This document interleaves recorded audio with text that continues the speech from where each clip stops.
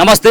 అధికారంలోకి కాంగ్రెస్ పార్టీ వస్తే 2 లక్షల ఉద్యోగాలు ఇస్తాం, సో జాబ్ క్యాలెండర్ ప్రకటిస్తామని చెప్పేసి కాంగ్రెస్ పార్టీ చెప్పడం జరిగింది. సో ఆ విధంగానే నిరుద్యోగులంతా కూడా నమ్మి కాంగ్రెస్ పార్టీకి అధికారం కట్టబెట్టిన తర్వాత జాబ్ క్యాలెండర్ ఊసే మర్చిపోయినటువంటి రేవంత్ రెడ్డికి ఖచ్చితంగా బుద్ధి చెప్పాల్సినటువంటి అవసరం ఉంది. రానున్నటువంటి భవిష్యత్తులో సైతం కూడా నిరుద్యోగులతో పెట్టుకోవద్దన్నటువంటి తీరుగా గుణపాఠం ఉండాలని చెప్పేసి కూడా ఒక పక్కన బీఆర్ఎస్ పార్టీ సంబంధించినటువంటి నేతలంతా కూడా మాట్లాడుతున్నటువంటి పరిస్థితి కనబడతా ఉంది. మాట్లాడదాం మనతో పాటు బీఆర్ఎస్ పార్టీ సీనియర్ నాయకులు రాకేష్ రెడ్డి గారితో. అన్న నమస్తే. సో ఏం చెప్పదలుచుకున్నారు? ముఖ్యంగా నిరుద్యోగులంతా కూడా ప్రతి చోట, కేవలం ఈ ప్రెస్ క్లబ్లోనే కాదు, దిల్సుఖ్ నగర్ కావచ్చు, అశోక్ నగర్ కావచ్చు, ఇలాంటి ప్రాంతంలో మళ్ళీ రోడ్ల మీదకి వచ్చినటువంటి పరిస్థితి కనబడతా ఉంది. సో 2.5 సంవత్సరాలు 3 సంవత్సరాల దగ్గరకు వస్తూ ఉంది. ఏంది కాంగ్రెస్ పార్టీ వర్షన్ ఏముంది అని చెప్పేసి అనుకుంటా ఉన్నారు? వర్షన్ ఏముందండి, ఆయన చాలా క్లియర్గా చెప్తాడు. ఇండ్రిందా జావున్లీ పండి బొర్లుంలే, నేను మాత్రం ఉద్యోగం ఇయ్యను అంటే నాకు తెలిసి దేశ చరిత్రలో ఏ ప్రధానమంత్రి కానీ ఏ ముఖ్యమంత్రి కానీ ఈ రాష్ట్రంలో ఉన్నటువంటి యువకులు సావాలని ఎవరు కోరుకోలేదండి. నువ్వు ఆ రోజు ఆశ పెట్టి ఏడాదికి 2 లక్షల ఉద్యోగాలు, job calendar, mega DSC, SC ST బీసీల బ్యాక్లాగ్ పోస్టు భర్తీ, నిరుద్యోగ భృతి, రాజు యువ వికాసం, ఈ రకంగా అనేక హామీలు ఇస్తే ఆ రోజు యువకులు ఓట్లేసారు. ఓడెక్కదాకా ఓడమెల్లన్నా ఓడదీనాక బోడమల్లన్న చందంగా ఈరోజు ముఖ్యమంత్రి గారు వ్యవహరించడము తీవ్ర మనోవేదన గురి చేస్తున్నది ఈ రాష్ట్రంలో ఉన్నటువంటి యువకులు. ఎందుకంటే ఏ దేశంలో అయినా ఏ రాష్ట్రంలో అయినా యువశక్తి అత్యంత శక్తివంతమైనటువంటి వనరు. మానవ వనరులు అత్యంత విలువైనటువంటి వనరులు. ఆ మానవ వనరులను సానబెట్టి రాష్ట్ర నిర్మాణంలో, దేశ నిర్మాణంలో భాగస్వామ్యం చేస్తే మాత్రమే అది ముందుకెళ్తుంది. కానీ అది మర్చిపోయినటువంటి ఈయన ఈరోజు కక్షపూరితంగా, ఎందుకంటే నా మీద మీరు రోడ్డెక్కి కొట్లాడతారా, నన్ను ప్రశ్నిస్తారా అనే చందంగా ఆయన, నేను ఉద్యోగాలు ఇయ్యను, మీరు ఏం చేసుకుంటారో చేసుకోండి అనే చందంగా మాట్లాడడం, లేకపోతే ఇంజనీర్లంతా క్రిమినల్ వేస్ట్, ఈ నిరుద్యోగులంతా అడ్డ మీద కూలీలు వీళ్ళు అనే చందంగా మాట్లాడుతూ ఉన్నారు. అధికారము తలకెక్కి తల పొగరుతోనే ముఖ్యమంత్రి గారు ఈ రకంగా మాట్లాడుతున్నారు. నువ్వేంద్ర బాబు, ఈ రాష్ట్రంలో అత్యంత సామాన్య ప్రజలు కూడా నిజాంని ఎదిరించిండు, నిజామును తరిమిన్లు ఈ గడ్డ నుంచలే. నువ్వేం పెద్ద లెక్కనా? నువ్వు ఎక్కడ ఆకాశం చెల్లి ఊడబడ్డావా, అంతరిక్షం చెల్లి ఊడబడ్డావా? నిన్ను తరిమేటువంటి రోజు వస్తుంది. ప్రశ్నించే తత్వం తెలంగాణ గడ్డ సొంతం ఇది. రాకేష్ రెడ్డి గారు, మీరు బీఆర్ఎస్ పార్టీ లీడర్ కాబట్టి, సో ముఖ్యంగా మీ పార్టీకి ఎలాంటి అర్హత ఉంది? మీరు ఉద్యోగాల గురించి, నిరుద్యోగుల గురించి మాట్లాడాల్సినటువంటి అది, ఎందుకంటే మీరు కూడా గ్రూప్ 1 నిర్వహించలేకపోయిన నిరుద్యోగుల విషయంలో చాలా మీరు కూడా మోసం చేసినటువంటి అంశాలు కనబడతా ఉన్నాయి. వీటిని పదే పదే కూడా వాళ్ళు కూడా కాంగ్రెస్ పార్టీ వాళ్ళు ప్రశ్నిస్తూ ఉన్నారు. దానికి ఏం సమాధానం చెప్తారు మీరు? ఈ రాష్ట్రంలో సమస్యల మీద గలమెత్తేటువంటి హక్కు, బాధ్యత మాకు తప్పకుండా ఉంటాయి. రాష్ట్రాన్ని సాధించినటువంటి పార్టీ బీఆర్ఎస్ పార్టీ అండి. మీరు ఒక ఉద్యోగాల గురించి మాట్లాడకండి. రాష్ట్రాన్ని సాధించినటువంటి వాళ్ళం మేము. 10 ఏళ్లలో ప్రగతిని పరుగులు పెట్టించినటువంటి పార్టీ బీఆర్ఎస్ పార్టీ. 9.5 ఏళ్లలో సుమారుగా 1,60,000 ఉద్యోగాలు ఇచ్చినాము. ఇంకొక 42,000 ఉద్యోగాలకు గాను నోటిఫికేషన్లు ఇచ్చి పరీక్షలు కూడా నిర్వహించినటువంటి ఘనత మా ప్రభుత్వాన్ని. ఈరోజు వాస్తవాలు ఏందో ప్రజలు చర్చించుకుంటున్నారు. కేసీఆర్ గారు ఉన్నప్పుడు 46,000 పోలీసు ఉద్యోగాలు ఇస్తే ఈరోజు కనీసం ఆ ఉన్న 19,000కు నోటిఫికేషన్ ఇచ్చేటువంటి ఒక పరిస్థితి లేదని చెప్పేసి ఈరోజు నిరుద్యోగులు ఈరోజు విశ్లేషించుకుంటున్నారు ఎవరి ప్రభుత్వం మెరుగ్గా ఉందని చెప్పేసి. వాస్తవమే చిన్న పొరపాట్లు జరిగినవి మేము కాదనట్లేదు. ఆ రోజు పేపర్ లీక్ విషయంలో ఒక పొరపాటు జరిగింది. ఆ పొరపాటు జరిగింది కాబట్టి ప్రజలు మమ్మల్ని ఇంటికి పంపించలేదా? ఇప్పుడు ఆ పొరపాటును అధిగమించి మళ్ళీ నిరుద్యోగుల కోసం కొట్లాడుతున్నాం కాబట్టి, నిరుద్యోగుల తరఫున ప్రభుత్వాన్ని ప్రశ్నిస్తున్నాం కాబట్టి తప్పకుండా ఈ రాష్ట్ర యువకులు మా వైపు నిలుస్తున్నారని మేము భావిస్తున్నాము. ఓట్లతో సంబంధం లేదు, సీట్లతో సంబంధం లేదు. ఈ రాష్ట్రంలో ఉన్నటువంటి నిరుద్యోగుల యొక్క భవిష్యత్తు బాగుపడాలని మాత్రం మేము కోరుకుంటున్నాం. ఎందుకంటే మీరు ఆలోచించండి, కోటి ఆశలతోని వారు 1,00,00,000 మంది ఏకమై ఆ రోజు కాంగ్రెస్ పార్టీని గెలిపిస్తే ఈరోజు ఏంది పరిస్థితి? ఈరోజు ఒక్క నోటిఫికేషన్ వస్తుందా అండి? ఇంత దాదాపు 20,000 టీచర్ల రిక్రూట్మెంట్ ఉంది.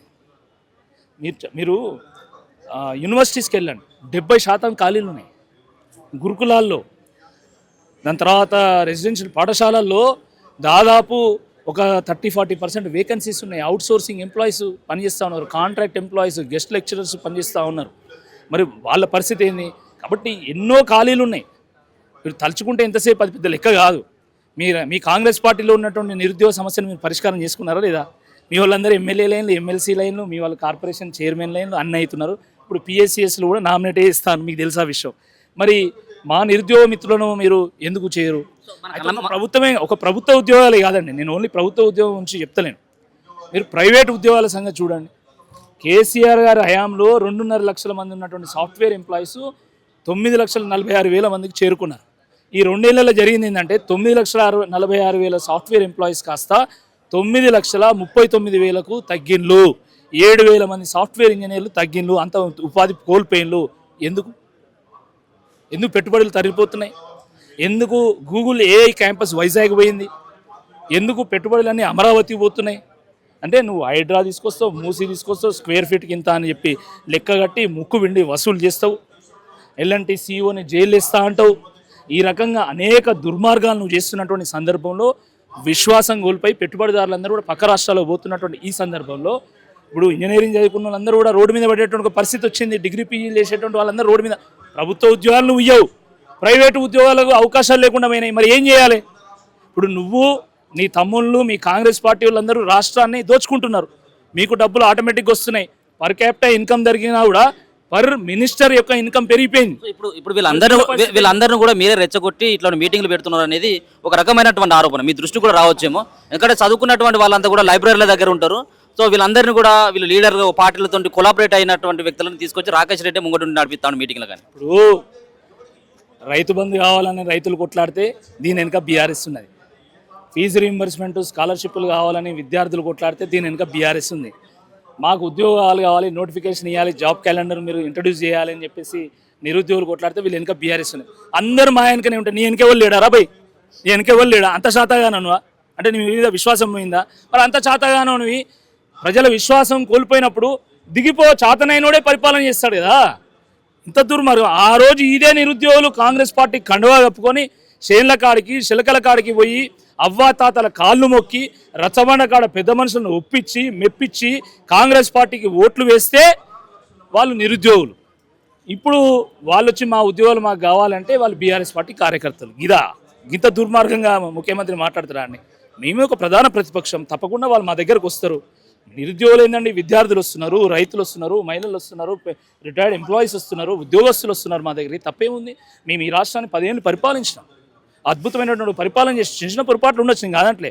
పొరపాట్లు జరిగినాయి కాబట్టి మమ్మల్ని ఓడించిన ప్రజలు. కానీ ఈరోజు మళ్ళీ ప్రజలు కేసీఆర్ గారిని గుర్తు చేసుకుంటున్నారు. కాబట్టి మేము ప్రధాన ప్రతిపక్షంగా మేము కొట్లాడుతున్నాం. మా బాధ్యతను మేము నిర్వర్తిస్తున్నాం. నీ బాధ్యతను నువ్వు ఎందుకు నిర్వర్తించట్లేదు? దాన్ని మేము ప్రశ్నిస్తున్నాము.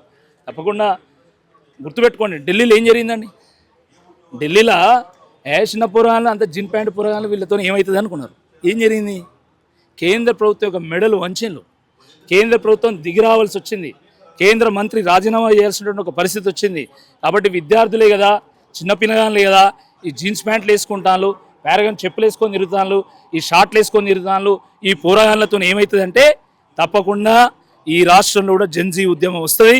మీ మెడలు వంచి తీరుతారని చెప్పి ఈ సందర్భంగా నేను మనవి చేస్తున్నా. ఎన్నికల దగ్గర వస్తాను, గ్రాడ్యుయేట్ ఎమ్మెల్సీ పోటీ చేస్తున్నారా? ఎమ్మెల్సీ ఎన్నికల్లోనే జెన్జీలు తిరగబడతారు, నీ మెడలు వంచుతారు.